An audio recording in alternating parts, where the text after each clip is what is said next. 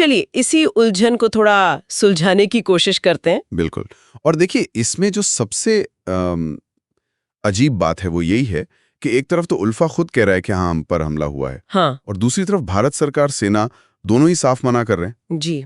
तो ऐसी हालत में सच का पता लगाना ये बहुत जरूरी हो जाता है। तो हुआ ये कि सुबह सुबह खबरें आईं और काफी सनसनीखेज थीं कि उल्फा का हेडक्वार्टर तबाह हो गया, 2 टॉप कमांडर और कई लोग मारे गए। और ड्रोन कितने? हाँ, 100 से ज्यादा। 100 से ज्यादा ड्रोन की बात आई। हाँ, तो ऐसी जब बड़ी खबर आती है तो उम्मीद होती है कि भाई 4-6 घंटे में कोई ना कोई आधिकारिक बयान आएगा, पुष्टि होगी। हाँ, आमतौर पे ऐसा ही होता है। पर इस बार ऐसा कुछ नहीं हुआ, बल्कि उल्टा हुआ। सरकार और सेना दोनों की तरफ से बयान आ गया। और बयान बिल्कुल स्पष्ट था। हाँ, साफ शब्दों में कहा गया है कि भारत ने म्यांमार में ऐसी कोई सर्जिकल स्ट्राइक या ड्रोन हमला कुछ नहीं किया है। और उन्होंने खबर के स्रोत पर भी सवाल उठा दिया। जी हाँ, मतलब इनकार काफी सीधा और सपाट था कि ये खबर ही गलत है। लेकिन कहानी यहीं खत्म नहीं हुई ना। हाँ। क्योंकि ये सारा हल्ला शुरू कहाँ से हुआ? उल्फा के अपने दावे से। बिल्कुल। उन्होंने बाकायदा एक लेटर जारी किया। हाँ, लेटर। और उसमें कहा कि भारत ने देर रात उन पर ड्रोन से हमला किया, उनका एक कमांडर मारा गया, और दावा तो यहाँ तक कर दिया कि सैकड़ों ड्रोन दागे गए थे और उन्होंने कुछ मार भी गिराए। जी, तो अब सवाल ये उठता है कि भाई माजरा क्या है? कौन सच बोल रहा है? सही बात है। तो देखिए, जो जानकारी है वो 3 संभावनाएं बता रही है। अच्छा, क्या है वो? पहली तो ये कि हो सकता है ये हमला भारत ने किया ही ना हो। म्यांमार की जो सेना है, हुंटा, हाँ, वहां का सैन्य शासन। जी, वो वहां गृह युद्ध लड़ रहे हैं। तो हो सकता है उन्होंने ही अपने किसी ऑपरेशन में विद्रोहियों पर कार्रवाई की हो और उल्फा भी चपेट में आ गया हो। ये मुमकिन है, क्योंकि म्यांमार में तो वैसे ही काफी कुछ चल रहा है आजकल। बिल्कुल। दूसरी संभावना क्या है?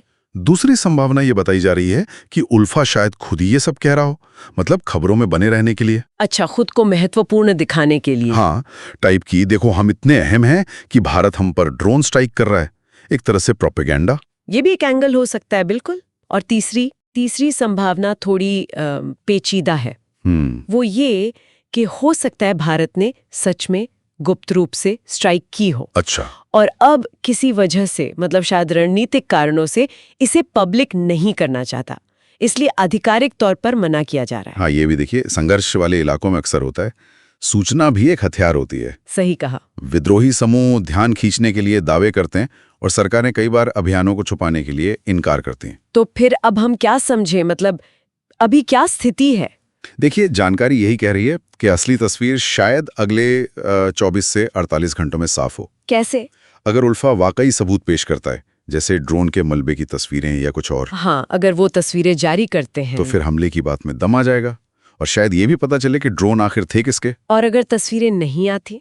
तो फिर उल्फा के दावे पर शक और बढ़ जाएगा, लगेगा कि शायद वो झूठ बोल रहे थे। तो मतलब अभी इंतजार करना होगा। जी, फिलहाल स्थिति बिल्कुल साफ नहीं है।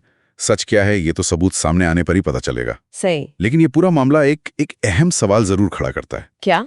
कि जब ऐसे संघर्ष वाले इलाकों से इतनी अलग अलग खबरें आती हैं, एक तरफ से दावा, दूसरी तरफ से इनकार, तो फिर सच का पता कैसे लगाया जाए?